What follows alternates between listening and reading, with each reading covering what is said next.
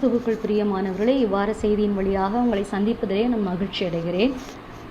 நாம் வாசிக்கலாம் சங்கீதம் 106:33 அவர்கள் அவன் ஆவியை விசனப்படுத்தினதினாலே தன் உதடுகளினால் பதறி பேசினான். அருமையான கர்த்தருடைய பிள்ளைகளை, நாம் பதறி ஒரு வார்த்தையும் சொல்லக்கூடாது என்று வேதம் சொல்லுகிறது. பதறி பேசுகிற காரியம், பதறி செய்கிற காரியத்துல அநேக வேளைகளிலே நாம் சில இழப்புகளை நாம் அடைந்திருக்கலாம். சில காரியங்கள் நடைபெறாமல் போயிருக்கலாம். இங்கே மோசேயை குறித்து சங்கீதக்காரன் எழுதுகிறார். மோசே இஸ்ரவேல் ஜனங்களை வனாந்திரத்திலே வழிநடத்தி கொண்டு வந்த பொழுது அநேக வேளைகளிலே இஸ்ரவேல் ஜனங்கள் தங்களுக்கு வந்த நெருக்கடி வேளைகளிலெல்லாம் மோசேக்கு முன்பாக முறுமுறுத்தார்கள், கோபப்பட்டார்கள், எரிச்சல் பட்டார்கள்.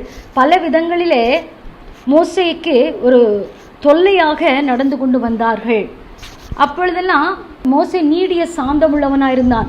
ஆண்டவராகிய கர்த்தர் மோசே குறித்து சொல்லும்போது அவன் பூமியிலெங்கும் நீடிய சாந்தமுள்ளவன் என்று சொல்லி சாட்சி பகர்கிறார்.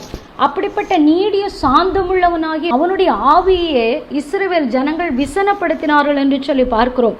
அப்படி விசனப்படுத்தினதினாலே அவன் அந்த மேரிபாவின் தண்ணீர் அழுத்துல கர்த்தருக்கு கோபம் ஊட்டின பொழுது அவன் பதறி பேசினான் என்று சொல்லி பார்க்கிறோம். அந்த பதறி பேசின காரியம் மோசேயினுடைய வாழ்க்கையில ஒரு பாவமாக அமைந்தது. பாருங்க, லேவியராகமம் 5:4 நாம் வாசிக்கிற பொழுது, மனிதர் பதறி ஆணையிடும் எந்த காரியத்தில் ஆனாலும் ஒருவன் தீமை செய்கிறதற்காவது நன்மை செய்கிறதற்காவது தன் மனம் அறியாமல் தன் உதடுகளினால் பதறி ஆணையிட்டு பின்பு அவனை அதை அறிந்து கொண்டால் அதை குறித்து குற்றமுள்ளவனாவான் என்று சொல்லி வேதம் சொல்லுகிறது. மிக பதறி பேசும் பொழுது நம்ம எதையாவது பேசுகிறோம், தேவையற்ற காரியங்களை பேசுகிறோம். அப்படி பேசுகிற பொழுது நம்முடைய வாழ்க்கையில் அது ஒரு பாவமாக அமைந்து விடுகிறது. ஏதோ ஒரு ஆசீர்வாதத்திற்கு ஒரு தடைக்கல்லாக அமைந்து விடுகிறது. ஆகையினால பேசும் பொழுது ஜாக்கிரதையுள்ளவர்களாக நிதானமாய் பேச வேண்டும் என்று சொல்லி வேதம் நமக்கு கற்றுத்தருகிறது.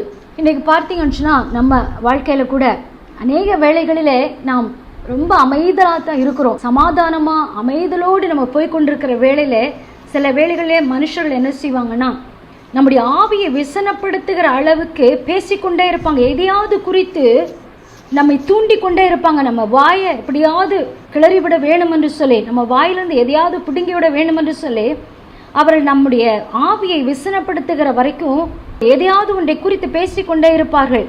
அப்படி பேசிக்கொண்டே இருக்கிற பொழுது ஒரு காலகட்டத்தில் நாமும் மனிதர்கள் தானே, அப்படி இருக்கிற பொழுது நம்ம என்ன செய்து விடுவோம், நாமும் அந்த வார்த்தையை சில வேளைகளை விட்டுருவோம். அந்த வார்த்தையை சில வேளைகளை விடும் பொழுது நாம் தேவையற்ற காரியங்களை பேசி கர்த்தருக்கு கோபமூட்டி விடுகிறவர்களாய் நம்ம காணப்படுகிறோம். அருமையான கர்த்தருடைய பிள்ளைகளை, இந்த காரியத்தில் நாம் ஜாக்கிரதையுள்ளவர்களாக காணப்பட வேண்டும். இந்த ஆவியை விசனப்படுத்தினது யாருன்னு சொன்னா, பிசாசானவனால தூண்டப்பட்டு நம்முடைய வாயிலிருந்து தேவையற்ற வார்த்தைகளை பதறி பேசும்படிக்காக அவர்களை தூண்டி கொண்டே இருப்பான். ஆகையினால ஒரு காலகட்டம் வரும் பொழுது நம்மை அறியாமல் பதறி பேசி விடுகிறோம். அப்படி பதறி பேசுகிறதுனால அநேக காரியங்களை நம்ம இழந்து போகிறோம். பிற்பாடு நம்ம யோசித்து பார்க்கிற பொழுது இந்த வார்த்தை நம்ம பேசாமல் இருந்திருந்தா நம்ம அதை இழந்து போயிருக்க மாட்டோமே, இவ்வளோ பெரிய ஆசீர்வாதத்தை இழந்து போயிட்டோமே அப்படின்னு சொல்லி நம்ம அதை நினைக்க வேண்டி வரும். ஆண்டவராக இயேசு கிறிஸ்து இந்த உலகத்தில் இருந்த பொழுது அவர் எத்தனையோ காரியங்களை ஜனங்கள் அவரை தொல்லை கொடுத்துக்கிட்டே தான் இருந்தாங்க. எதையாவது அவருடைய வாயிலிருந்து பிடுங்கிவிட வேண்டும், குற்றம் கண்டுபிடிக்க வேண்டும் என்று சொல்லி பல காரியங்களை அவரிடத்துல கேட்டுக்கொண்டே இருந்தாங்க. ஆனால் ஆண்டவராக இயேசு கிறிஸ்து நீடிய பொறுமையுள்ளவராய் ஞானமாய் அவரிடத்துல பேசினார். எதையும் பதறி பேசவே இல்லை.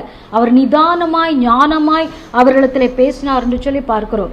ரோமர் 9:23 பார்த்தீர்கள் என்று சொன்னால், தாம் மகிமைக்காக எத்தனமாக்கின கிருபா பாத்திரங்கள் மேல் தம்முடைய மகிமையின் ஐஸ்வர்யத்தை தெரியப்படுத்தவும் சித்தமாய் அழிவுக்கு எத்தனமாக்கப்பட்ட கோபாக்கினை பாத்திரங்கள் மேல் மிகவும் நீடிய சாந்தத்தோடே பொறுமையா இருந்தாரானால் உனக்கென்ன அப்படின்னு சொல்லி எழுதப்பட்டிருக்கிறது. பாருங்க, இன்றைக்கு நம்ம மனுஷர்களை பார்த்து சொல்லிடுறோம், அவங்க செய்யற அட்டூழியங்களை பார்த்து நம்ம என்ன சொல்லி, இவங்கெல்லாம் இப்படி உருப்பட போறான், நீ எல்லாம் இப்படி உருப்பட போற அப்படின்னு சொல்லி பதறி பேசி விடுகிறோம். ஆனா ஆண்டவராகிய கர்த்தர் என்ன செய்றாருன்னா, அழிவுக்கு எத்தனமாக்கப்பட்ட கோபாக்கினை பாத்திரங்கள் மேல் கூட அவர் நீடிய சாந்தத்தோடும் பொறுமையோடும் இருக்கிறார் என்று வேதம் சொல்லுகிறது. அப்ப நாமும் கூட ஆண்டவராகிய இயேசு கிறிஸ்துவை பின்பற்றுகிற நாம் இந்த உலகத்திலே நம்மையும் அப்படிப்பட்ட ஒரு நெருக்கத்திற்குள்ளே பிசாசானவன் கொண்டு போகிற பொழுது நாம் நீடிய சாந்தத்தோடு பொறுமையோடு நாம் செயல்படுவது மிகவும் அவசியமாக இருக்கிறது. ஏனென்று சொன்னால் பதறி பேசிவிட்டா ஒரு ஆசீர்வாதத்தை இழந்து போய்விடுகிறோம். ஒருவேளை அவங்க ரட்சிப்பு கூட அதுக்கு ஒரு தடையாய் காணப்பட்டு விடும். அவங்க கர்த்தருக்குள்ளே வந்து நல்லவர்களாய் மாறுவதற்கு கூட அது தடையாய் காணப்பட்டு விடும்.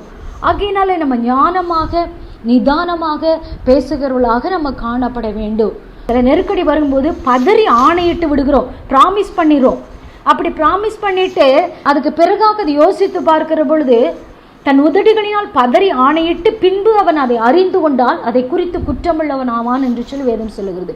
ஆனால் அப்படிப்பட்ட குற்றமுள்ளவன் என்ன செய்யணுமா? லேவியராகமம் 5ஆம் அதிகாரத்தில் கீழே வாசித்து பார்த்தீங்கன்னா அவங்க பாவ நிவர்த்தியை செய்ய வேண்டும் என்று சொல்லப்பட்டிருக்கிறது. இயேசு கிறிஸ்துவனிடத்துல நாம் நம்மை தாழ்த்தி ஒப்பு கொடுத்து நாம் பதறி பேசின காரியத்தை குறித்தும் பதறி ஆணையிட்ட காரியத்தை குறித்தும் பதறி செய்த காரியங்களை குறித்தும் தேவ சமூகத்தில் ஒப்பு கொடுத்து, இயேசுவே என்னை மன்னியும், நான் இந்த காரியத்தை பதறி பேசிவிட்டேன், என்னை மன்னியும் என்று சொல்லி அவருடைய மன்னிப்புக்காக வேண்டி அவருடைய பரிசுத்த இரத்தத்தினால நம்ம கழுவப்பட்டு நாம் அந்த குற்றத்திலிருந்து நாம் நீங்களாக்கப்பட வேண்டும். இன்றைக்கு அநேக குடும்பங்கள் பதறி பேசுகிறதுனால பிரிந்து போயிருக்கிறாங்க.